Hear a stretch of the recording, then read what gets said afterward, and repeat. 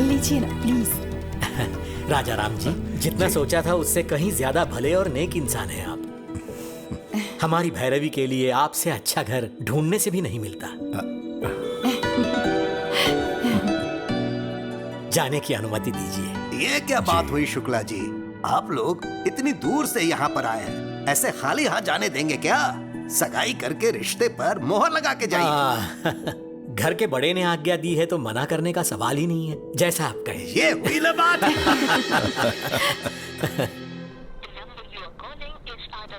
ये रविंद्र फोन क्यों नहीं उठा रहा? दामाद जी, एक नए शहर में किसी नए आदमी के बारे में पता लगाने में टाइम तो लगता ही है। तुम इस तरह से उतावले क्यों हो रहे हो? रविंद्र आ गया सर। आ गया क्या? क्यों रविंद्र बहुत जल्दी लौटा है? सर, कोलकाता में हर कोई उसका नाम जानता है। क्या कहा? यहाँ तक कि उसका एड्रेस भी सबको पता है। वो वहाँ बहुत फेमस है।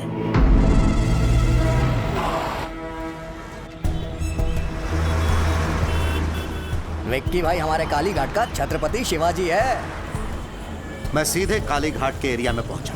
वहाँ उसके बिजनेस पार्टनर गुप्ता से भी मिला। उन्होंने मुझे घर लिया, खुद को जर्नलिस्ट बताया, तब जाके मुझे छोड़ा। तब उसकी पूरी कहानी मुझे पता लगी कि कब और कैसे वो वहाँ विक्की से विक्की भाई बना। काली घाट हमारा है, कई पीढ़ियों से यहाँ रह रहे हैं, इसे छोड़कर नहीं जाएंगे। सेठ जी, आप करोड़ों का आलीशान होटल बना रहे हैं, कोई होटल घर से बढ़कर नहीं हो सकता। स्टे ऑर्डर मिलने के बाद भी रोज हमें धमकाने के लिए आ जाते हैं। तुम्हें कोर्ट के ऑर्डर पे भरोसा है और मुझे मुखर्जी दादा पे भरोसा है। ये मुखर्जी मुझ पे भरोसा करने वालों के दुश्मनों को जिंदा निकल जाता है, और तुमने जिस विकी पे भरोसा किया है वो तो मेरे सामने खड़ा भी नहीं हो सकता।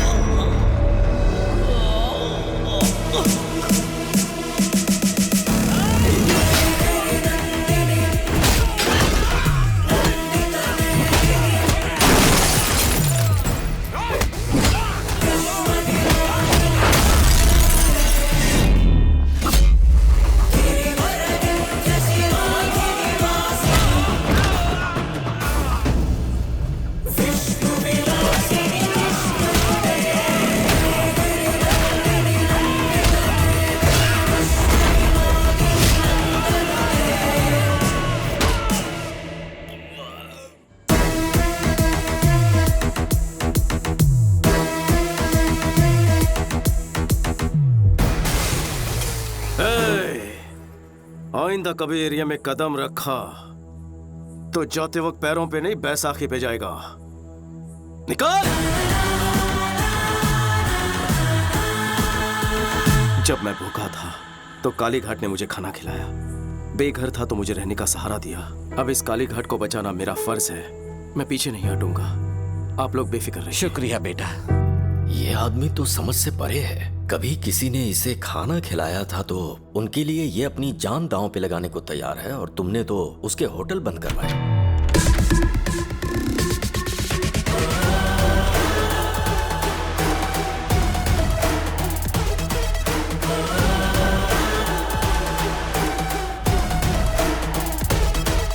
क्यों रविंद्र, घर ढूंढने में ज्यादा तकलीफ तो नहीं हुई? बाय द वे, मेरी इंफॉर्मेशन निकलवाना रविंद्र को मौत के मुंह में डालेगा। इन्हें कोलकाता से वापस हैदराबाद जिंदा लौटाने में सिर्फ एक ही इंसान का हाथ है, मेरा।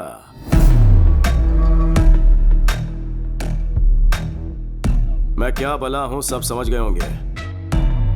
जी के जीतने का जुनून तो सब में होता है, लेकिन दूसरों की भलाई के लिए जीने वाले लोग तो दुनिया में बहुत कम होते हैं। जैसे कि मेरा भाई, कोई उनके चेहरे से मुस्कुराहट छीन ले तो मुझे तकलीफ होती है। बचपन में तेरे ससुर ने कुछ ज्यादा ही उंगली की थी हमारे साथ, और अब तू पंगे ले रहा है। संभल जा जी के, मुझे गुस्सा मत दिला। क्यों रे, हुल दे रहे क्या? बेहतर है कि गुस्सा मत दिला, नहीं तो भूचाल आ जाएगा। तेरी आंखों के सामने तेरी फैमिली की हर खुशी को और उनके चेहरे की हर हंसी को गायब कर दूंगा, और तू कुछ उखाड़ नहीं पाएगा। हंस ले, जी भर के हंस ले। लेकिन तेरे जिस आदमी ने होटल में जहर मिलाया था वो हमारे हाथ लग गया है। तेरी हंसी क्यों रुक गई? तेरे बंद करवाए होटल्स जब खुल जाएंगे, तेरे काले राज जब दुनिया के सामने आएंगे, तेरा एम्पायर इस बर्फ की तरफ पिघल जाएगा। घोल के पी जाऊंगा तुझे। देखा जी के, सिर्फ वार्निंग सुनकर तेरी हंसी मातम में बदल गई है। एक एडवाइस दे रहा हूं तुझे, अपनी हंसती हुई शक्ल की फोटो खिंचवाकर दीवार पर लगवा दे, क्योंकि आज के बाद तुझे सिर्फ रोना है, इसकी गारंटी लेता हूं मैं। थोड़ा सा स्ट्रांग हो गया ना, कोई बात नहीं, गटक ले।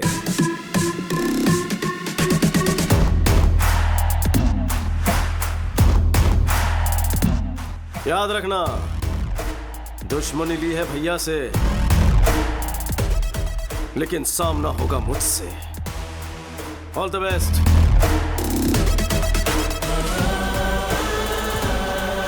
ब्रेकिंग न्यूज, राजाराम के होटल का जहरीला खाना खाकर अनाथालय के बच्चों की हालत गंभीर हो चुकी है। अगर बच्चों को कुछ हो गया तो राजाराम को जेल जाना पड़ेगा। सिस्टर, ऑक्सीजन लेवल बढ़ाओ। क्यों डॉक्टर? Okay sir. इतना टाइम हो गया तो भी ये रिकवर क्यों नहीं हो रहा है? खाने में कौन सा पॉइजन था और उसमें कौन कौन से केमिकल्स थे ये पता नहीं चल पा रहा, इसलिए हम ठीक से ट्रीटमेंट नहीं कर पा रहे। कुछ बच्चे तो रिस्पॉन्ड कर रहे हैं, लेकिन कुछ बच्चों की हालत बहुत नाजुक है। बट एनीवे, दिल्ली से कुछ स्पेशलिस्ट बुला लिए हैं हमने। Let's hope for the best. Doctor, सब स्पेशलिस्ट को बुलवाए, जितना खर्च होगा मैं बेयर करूंगा। आपका दिल बहुत बड़ा है, हम अपनी तरफ से पूरी कोशिश करेंगे। Thank you doctor. चिंता मत करिए। Thank you.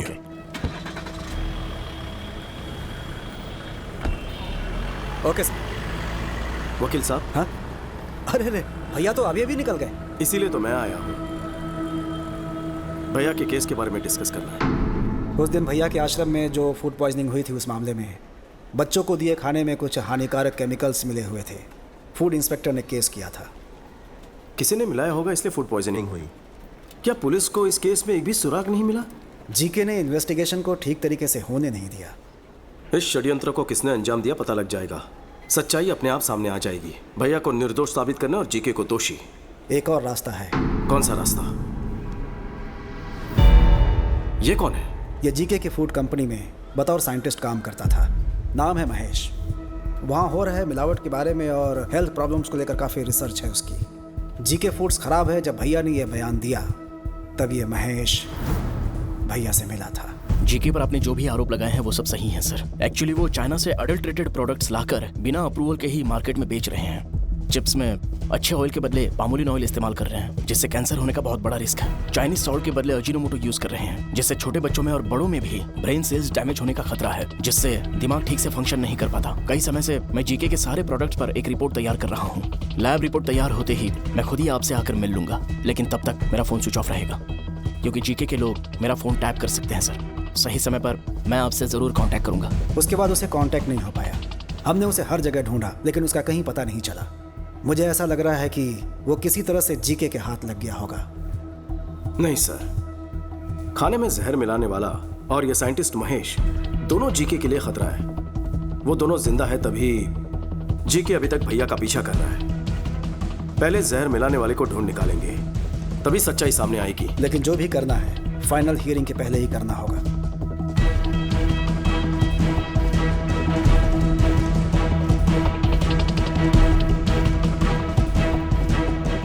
नमस्ते साहब। नमस्ते चाचू, उस दिन अनाथ आश्रम के लिए किसने खाना बनाया था? मैंने बेटा। उस दिन खाना तैयार होने के बाद राजा राम जी ने खुद चखा था और ओके किया था बेटा। और उस दिन आश्रम तक खाना कौन लेकर गया? उस दिन रहीम भाई। मैं गया था, लेकिन हाँ बोलो। आश्रम जाते समय बेटी की एक्सीडेंट की खबर सुनकर मैं तुरंत हॉस्पिटल चला गया। तो फिर कौन लेकर गया? बैल राजू। बैल राजू हमारे रेस्टोरेंट को यही मैनेज करते हैं। नमस्ते। नमस्ते। ये राजू तो अपना आदमी है, तो फिर जहर किसने मिलाया होगा? रहीम भाई, ये बताइए आपकी बेटी की तबीयत कैसी है? अल्लाह का शुक्र है, वो बिल्कुल दुरुस्त है। जिस ट्रक से उसका एक्सीडेंट हुआ उसके ड्राइवर ने ही उसका इलाज करवाया। बहुत नेक इंसान है, अल्लाह का बंदा है। उसका नाम याद है? कुछ अमित करके था। वो यूपी से था और ट्रक उसी का था। बहुत अच्छा ड्राइवर था साहब। ड्राइवर है? हाँ साहब। कहाँ रहता है?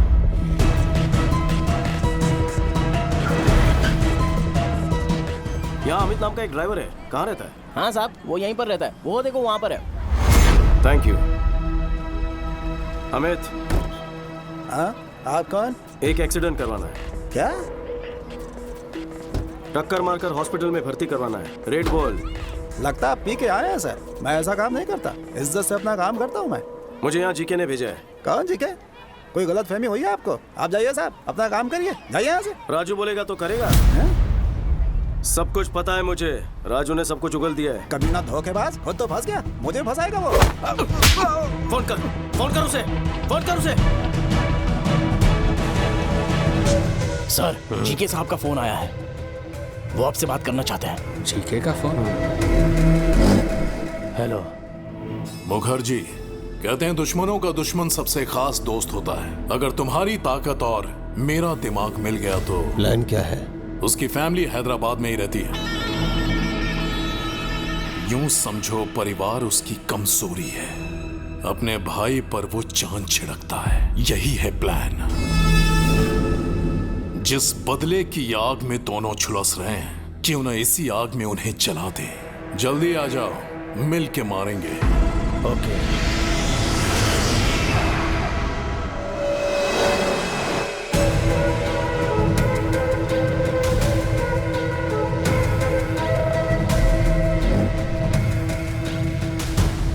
Welcome to Hyderabad Mukherjee. दुश्मन का दुश्मन हमारा खास दोस्त। प्लान क्या है? Excuse me. वेल राजू, बोलो। सर, विक्की ने अमित को ढूंढ निकाला है सर। उसने मेरी सारी सच्चाई बता दी है उसे। वो विक्की मुझे जहन्नुम से भी ढूंढ निकालेगा। इतना डरता क्यों है? तू फौरन वहां से निकलकर मेरे हाई टावर वाली बिल्डिंग में पहुंच। तुझे वहां मेरा आदमी पिकअप करने के लिए आएगा। आज की रात ही तुझे दुबई भिजवा दूंगा। समझ गया सर, मैं सीधे वहीं पहुंच रहा हूं सर। कमाल हो गया, परिंदा खुद ही उड़कर पिंजरे में आ रहा है। क्या प्लान है? ए रेड्डी। हाँ सर। अभी के अभी उस विकी को फोन कर और उसे बैल राजू का लोकेशन बता दे।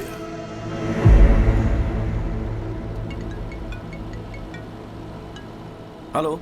आप जिस बैल राजू को ढूंढ रहे हैं ना, वो नानकपुरा के हाई टावर में छुपा है। जीके के आदमी उसे वहीं जाके मारने वाले हैं। जल्दी पहुंचो, ज्यादा समय नहीं है उसके पास। आप कौन है? आपके भाई का प्रशंसक और शुभचिंतक।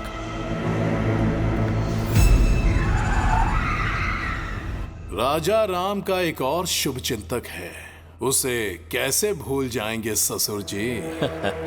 समझ गया दामाद जी।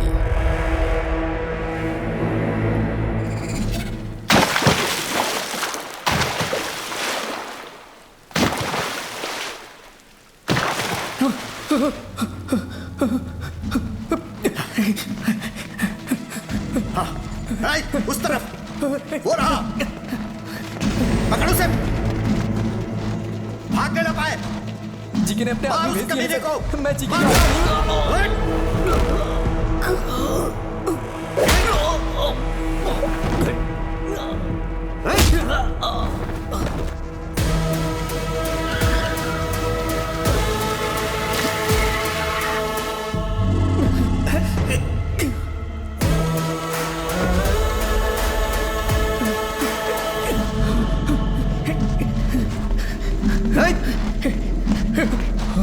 वो रहा।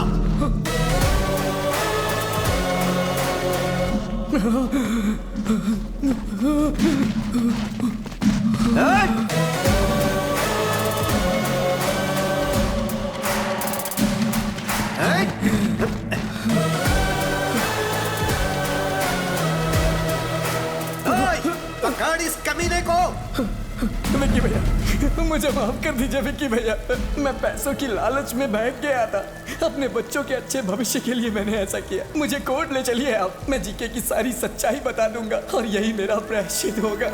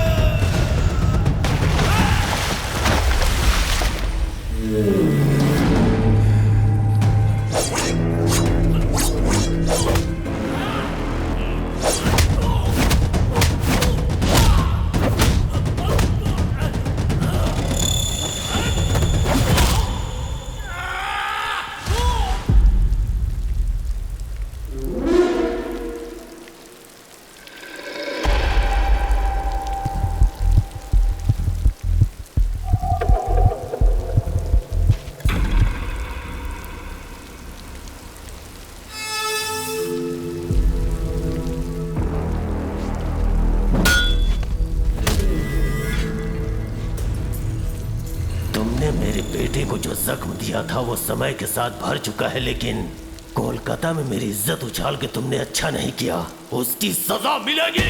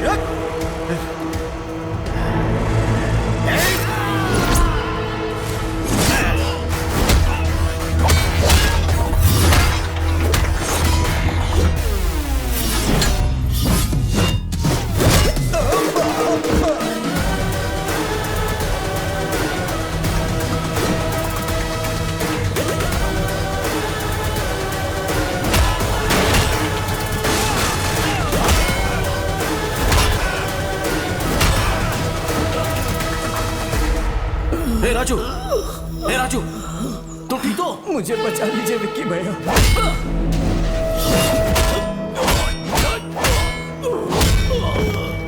विक्की भाई, छोड़ दो मेरे पिताजी को, दोबारा तुम्हारी जिंदगी में कभी नहीं आएंगे।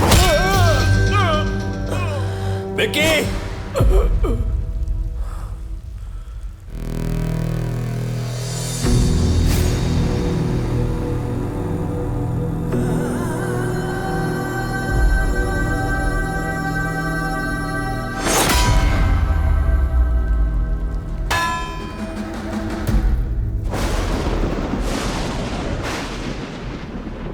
उसके बारे में पहले ही पता लग जाता तो आप सबको यहां बुलाता ही नहीं। सच्चाई जानने के बाद भी अगर आपसे ये बात छुपाता तो धोखा होता। ये शादी नहीं हो सकती। मुझसे अपराध हो गया, क्षमा कर दीजिए।